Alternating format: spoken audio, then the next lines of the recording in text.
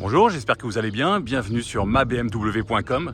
Aujourd'hui, nous sommes dans la région de Rouen en Normandie, au château de Martinville exactement, pour la présentation de la BMW iX en version X-Drive 50. Donc après 4 jours au volant de cet ovni électrique, on va dire, j'avais envie de partager avec vous cette aventure et de vous donner mes impressions. Donc c'est la version X-Drive 50, comme je vous disais, équipée du moteur 523 chevaux qui développe 765 Nm de couple. De quoi réaliser le 0 à 100 en 4,6 secondes. À l'extérieur, on a une peinture Phytonic blanc métallisé et à l'intérieur, cuir naturel Design Studio Amido. Alors évidemment, on a quelques options très sympathiques sur ce iX, avec par exemple le pack sport avec les jantes aérodynamiques en 22 pouces. On a le pack confort avec le Park Assist et le chauffage intégral à l'intérieur, le pack innovation avec le Drive Assist Pro, on en reparlera juste après, le pack exécutif avec le toit panoramique et les vitrages calorifuges, j'en reparle aussi dans quelques minutes. Donc pour l'essai de cette voiture sur un week-end de 2-3 jours, l'idée c'était de réaliser quelque chose de la vraie vie, un voyage en famille avec femme et enfants à bord. Au départ de la région parisienne, on est parti du 92 pour venir en Normandie, un parcours assez classique avec de la ville, pas mal d'autoroutes forcément, des petites routes de campagne, des vaches, un hôtel pour se recharger le soir. Bref, un week-end classique dans la vraie vie. Du côté des bagages, c'était assez light et le coffre de 500 litres de cette iX permet de mettre tout ce qu'il faut. Donc on a pas mal de rangements déjà sur cette partie-là et en dessous, tous les espaces pour les câbles. Malheureusement, il n'y a pas de coffre à l'avant. Un BMW a même quasiment condamné le capot. On peut l'ouvrir via 2 tirettes de chaque côté, mais c'est pas fait pour. Les clients, on peut uniquement ici faire le plein du liquide de lave-glace. C'est assez bien pensé, pas besoin d'ouvrir le capot, c'est pratique. Bon, de toute manière, un coffre, vous le savez, quelle que soit sa taille, dès qu'on part en vacances, c'est toujours rempli.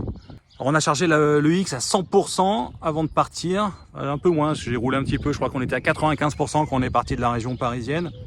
Un membre du forum m'avait demandé de vérifier, de mesurer la consommation à 130 km/h, donc c'est ce qu'on a fait. Dès que l'autoroute était limitée à 130 km/h, j'avais remis à zéro le compteur partiel pour regarder. Au point sur la consommation, parce qu'on a roulé un peu plus, on a 83 km à 130 km/h, ou quasiment, à part une toute petite zone à 110 et un péage. Et on a une moyenne de 24,1 kWh au 100 km, donc c'est pas mal. Hein. Franchement, vu le gabarit de la voiture, je m'attendais un peu plus. On a 130 km/h en permanence au régulateur. Sur l'autoroute A13, il n'y a pas de vent, j'ai l'impression, ni dans un sens ni dans l'autre. Et là, on va passer à 110, donc on va arrêter le test.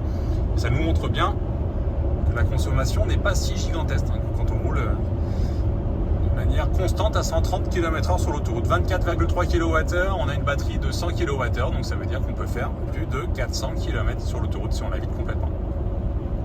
Donc entre 24 et 25, on va dire, de consommation, vu le gabarit de la voiture, c'est presque raisonnable. 24-25 kWh, bon ça représente peut-être pas grand chose pour vous, donc pour vous donner une idée sur le plan financier, 25 kWh c'est à peu près 5 € pour faire 100 km. Si on recharge à la maison évidemment. Après quand on recharge sur des stations type Ionity ou Fastned ou Tesla, ça peut être nettement plus cher. Quoique avec la carte BMW Charging, vous pourrez avoir de bons tarifs sur énormément de bornes en France. Et c'est à mettre quand même en face de ce que pourrait consommer un X5 par exemple, un X5 de la même puissance. Il faudrait consommer au moins 10-12 litres de samplon 98 sur l'autoroute, ce qui nous ramène les 100 km à pas loin de 24 €. Là où aujourd'hui, on est plutôt dans les 5 € avec cette voiture électrique, donc c'est encore largement rentable. Donc pour diminuer un peu la consommation, plus précisément pour récupérer un petit peu d'énergie, quand on est en mode drive, on peut cliquer une deuxième fois et ça bascule sur le mode B, qui est le mode break. Et dans ce cas-là, on n'a quasiment plus besoin de la pédale de frein. On peut conduire avec uniquement l'accélérateur. Dès qu'on le relâche un petit peu, il y a vraiment un frein moteur assez important et la voiture va nous indiquer au tableau de bord l'énergie qu'on a récupérée. Donc l'énergie du freinage est renvoyée en électricité dans la batterie. Alors sur la route, le iX, hein, franchement, c'est un plaisir à conduire. Il est haut, confortable, des suspensions pneumatiques. Il est vraiment très bien insonorisé. Il y a vraiment peu de bruit d'air au niveau des rétroviseurs, au niveau des montants de portières. Donc ça, c'est très agréable sur la route, sur l'autoroute. C'est par exemple, et heureusement, hein, mais c'est par exemple, c'est pas la même catégorie, mais beaucoup plus confortable et insonorisé qu'une Tesla Model 3, pour vous donner un petit peu une idée. À l'intérieur, tout le monde a de la place, y compris les ados à l'arrière avec largement de quoi mettre leurs jambes, même quand il y a les adultes qui sont installés à l'avant. Bon, sur les petites routes, par contre, le volume du iX est assez proche d'un X5. Donc il faut, quand c'est des petites routes où on ne peut pas passer avec deux voitures, il faut bien se serrer à droite. Mais c'est bon, ça passe quand même. Cette voiture est aussi silencieuse à l'intérieur qu'à l'extérieur. Rien ne troublera le calme de la campagne environnante, à part un petit peu le bruit de roulement des pneus sur le bitume.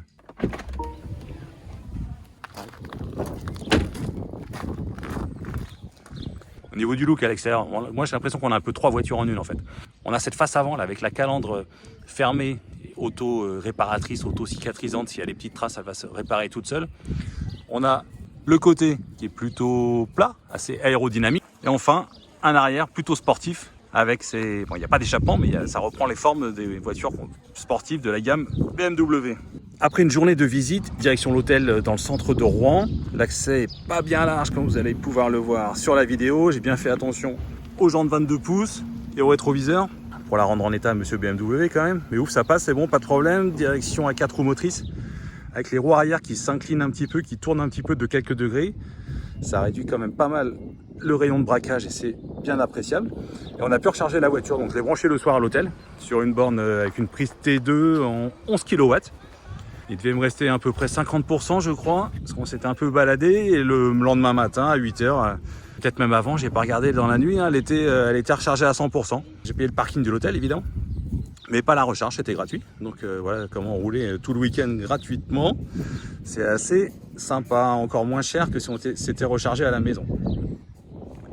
Je vous ai parlé du toit panoramique qui peut devenir complètement opaque. Donc en fait, il suffit d'appuyer sur ce bouton ici. Voilà, là il est opaque, on voit plus les nuages. J'ai mis les clés dessus pour qu'on ait un repère. On voit plus les nuages, il est complètement opaque. Je le rends transparent. Je sais pas si vous verrez bien sur la vidéo. On va réessayer une deuxième fois. Ça marche plutôt bien, donc complètement opaque, transparent, c'est assez efficace. Je pense que ça réduit bien les rayons UV. Je n'ai pas senti de chaleur particulière, en tout cas sur notre voyage d'hier. Alors l'écran GPS, j'en ai déjà parlé un peu sur la route. Avec sa fonction de réalité augmentée, moi il me bluffe à chaque fois que j'approche une intersection. Je vais vous mettre quelques images. Alors certes, il faut quitter un petit peu la route des yeux pour voir cet écran-là, mais c'est vraiment précis. Si on a un peu un doute sur quelle route il faut prendre, les flèches vont s'afficher directement là. Je vais vous mettre des captures d'écran et on les verra en plus dans l'affichage tête haute qui est projeté juste derrière le pare-brise. Au niveau de l'interface et du CarPlay par exemple, c'est très pratique. Moi je l'ai utilisé avec mon iPhone. Ça marche bien, que ce soit pour... moi j'ai utilisé Spotify, j'ai utilisé un peu la navigation, les contacts aussi pour le téléphone évidemment. Donc franchement ça marchait très bien. Cependant pour la partie GPS, je préfère quand même utiliser le GPS de BMW. Comme ça on a l'affichage en réalité augmenté dont on vient de parler. Et on a aussi l'affichage dans le head-up display, l'affichage tête haute. Bon, mon avis après un week-end en BMW X, alors clairement c'est une voiture qui m'attire. C'est une voiture qui m'attire parce que c'est un peu un concept car quand même. Quand on voit différents matériaux, les sièges, l'écran et encore plus le look de l'extérieur et le bruit qu'elle fait quand on roule, c'est pas une voiture qu'on voit tous les jours.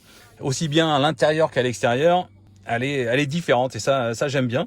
Donc après à chacun, en fonction de ses goûts, d'apprécier ou pas. Les montants de portes, les portes sans montant sont aussi très sympas. Voilà, des petites choses, une console centrale différente. Des petites choses, mais des petites choses sympas que j'aime bien. Si je dois trouver un point négatif, peut-être, je dirais qu'à l'intérieur, la partie centrale, et ici au niveau des pieds, là, c'est pas top, c'est du plastique dur. Ça fait un peu camionnette, si je peux dire. Bon, heureusement, c'est assez peu visible. Après, tous les autres matériaux sont plutôt beaux, de bonne facture. Ici avec le bois tactile, ici avec du cuir vegan. Il y a différents matériaux qui sont mélangés. Des matériaux style aluminium dans une belle couleur. Et on a même ici tous les réglages de siège type cristal. Bon, sinon pour tout le reste, quand on est au volant, parce que c'est quand même ça le principal, il y a un vrai plaisir de conduire. Alors certes, il est différent du plaisir de conduire qu'on peut avoir dans une BMW thermique avec un moteur qui va vrombir et qui va faire du bruit. Mais il y a un plaisir quand même, il est différent. Mais c'est quand même très agréable, bien plus reposant, très cool, très sympa à faire. Et surtout avec sa suspension pneumatique, elle est très confortable. C'est pratique aussi parce qu'en cas de besoin, on peut surélever le véhicule si on a besoin de passer un petit obstacle. Et au niveau du confort, donc il y a un tout petit peu de tangage, mais c'est assez propre aux suspensions pneumatiques généralement. mais vraiment aucun problème. Et puis en plus, ça disparaît quand on la met via les My Mods dans le mode sport. Mes enfants ont bien apprécié l'habitabilité à l'arrière. Ils ont, comme je vous le disais, largement de la place. Une banquette très souple, très confortable, y compris sur la place centrale. Après, quand il n'y a que 2 personnes, évidemment, il y a un grand accoudoir qui vient s'installer là, avec des porte-gobelets. Donc c'est fait pour voyager. J'aime bien l'arrière des sièges aussi. Il fait très très sportif. On a 2 prises USB-C et ici de quoi clipser un support pour par exemple fixer une tablette type iPad. Et les passagers arrière pourront régler la climatisation individuellement à droite et à gauche. Bon, et moi, vous savez ce que j'ai aimé dans cette voiture? Vous savez ce que j'ai préféré? Et ben, c'est tout simplement le fait qu'elle soit électrique, pas de bruit, pas de pollution, une consommation raisonnable. Financièrement, je vous l'ai dit, c'est quand même encore très très intéressant une fois qu'on a acheté la voiture, évidemment, qui coûte quand même dans cette config-là. Je crois que de base, c'est à peu près 103 000 €. Ici, on est à 124 000 € avec les options. Alors tout ça, c'est avant d'aller négocier un tarif un peu plus sympa avec votre vendeur préféré chez BMW. Et moi, je reste fan des moteurs électriques avec le couple instantané qui font passer ce X quasiment pour une ballerine. Dès que vous appuyez sur la pédale d'accélérateur, ça envoie. Il y a des reprises, on ne se rend même pas compte de la vitesse parce que tout est silencieux. Donc moi, ce que je vous conseille, c'est tout simplement de l'essayer, de prendre le volant et de vous faire votre propre avis. À bientôt sur d'autres vidéos. Salut!